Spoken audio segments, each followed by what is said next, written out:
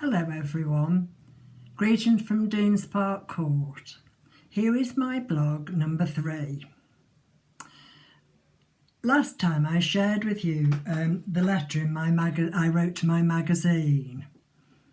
Shortly after this I had a visit from the two ladies who ran the Ladies' Fellowship at church, asking me if I would start and write the reports for the magazine, as Gladys, who had done them for years, couldn't cope anymore because of her failing eyesight. My first reaction was, absolutely not. I couldn't do this. However, they were very persuasive, and my first article was about the fellowship outing we'd enjoyed recently. This is what I wrote. Wednesday the 11th of May brought sunshine and the Ladies' Fellowship annual outing organised by its leader, Mrs. Audrey Kettle. This year, a coach trip to Buxton had been arranged. It was a pleasure to have several husbands and partners joining the ladies on this year's venture. The coach left from outside St John's Church at 1:30 prompt and headed for Buxton via the more unusual route of Stone, Leek and so on. Derbyshire is very picturesque at any time of the year.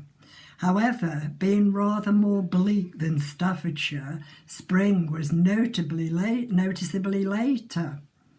It was quite exciting to notice that as the journey progressed, in addition to the awareness of stone walls and quaint stone houses, the blossom trees were still vibrant, in full bloom, and daffodils still in profusion and at the height of their beauty.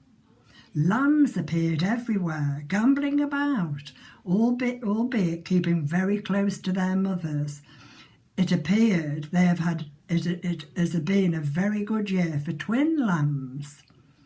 For all, it was a second chance to recapture again God's gift of spring. En route, we passed the Roaches, with its large boulder-type rocks standing high and somewhat majestic against the sky. Finally, we arrived at Buxton. The weather was somewhat cooler and cloudy. However, there was enough time for everyone to look around the shops and enjoy a welcome pot of tea.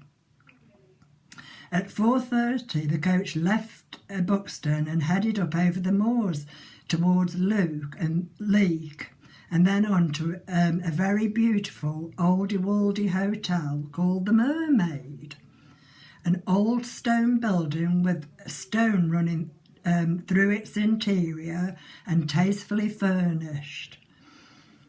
Here, everyone enjoyed afternoon tea with sandwiches and every lady's favourite, chocolate gâteau.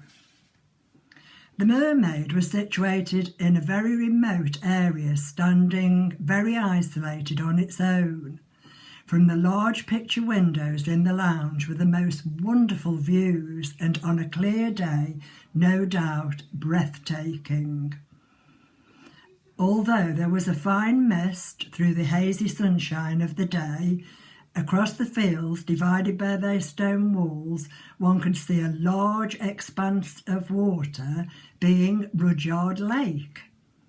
I understand on a clear day from this particular viewpoint, Jodrell Bank with its radio telescope can be seen. During the journey, there was laughter and a sing-song to an old-fashioned tape. The party arrived home at 7 p.m. On reflection of the day, it reminded me of a favourite poem of mine, and I quote, "Only God with a thinking mind could have thought up the joys of spring, tinting the grass with an emerald dye and teaching the birds to sing, covering hazels with powdery tassels that shimmer in every breeze, spraying the almonds with rosy pink petals and hanging the cherry trees, with bright bridal white blossom, and staining the copses with patches of flowery flowers growing wild, celandines, violets, bluebells and primroses, lovely and undefiled.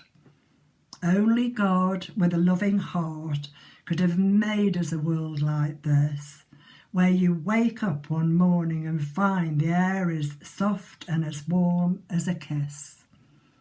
A world where, like magic, the daffodils come with their trumpets and glowing and bright, as if he repeated the Genesis fiat and said again, "Let there be light." Blind evolution could not itself create a butterfly's wing. Only God could ever have designed it. So praise him, the God of spring.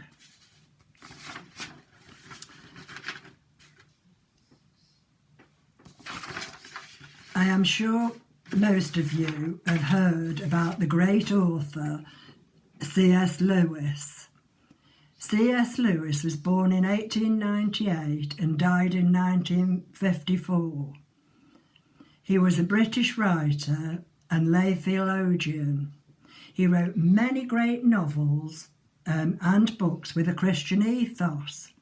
C.S. Lewis suffered immense grief when his beloved wife Helen, also a novelist, lost her battle with cancer 4 years after their marriage.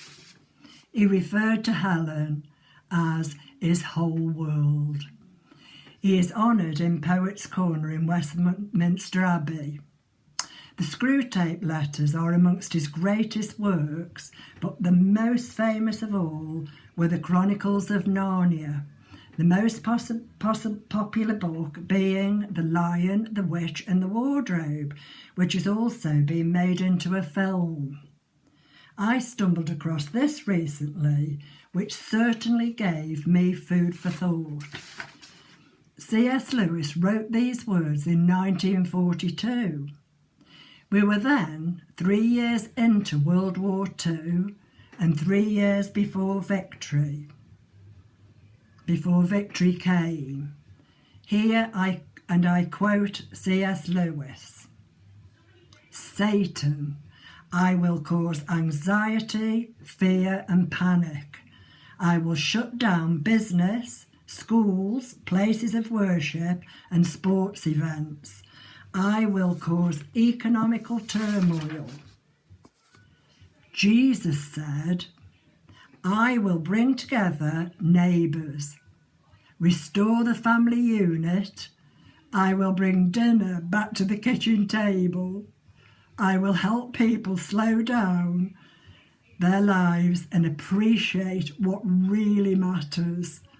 I will teach my children to rely on me and not the world.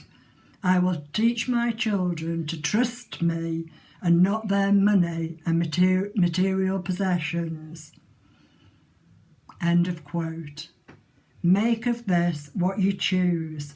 But as I pondered these words, I began to wonder if this couldn't be a modern day prophecy in the situation we now find ourselves in. Who knows? Each day I am trying to find a positive thought. Not always easy. I was thinking that before long, maybe we'll be able to go out and about and enjoy places like I talked about in my article. But today I'm thinking, I'm not stuck at home. I'm safe at home. I believe we will come through very bruised, but stronger. Thank you again for listening to me. Bye for now. See you soon. Bye.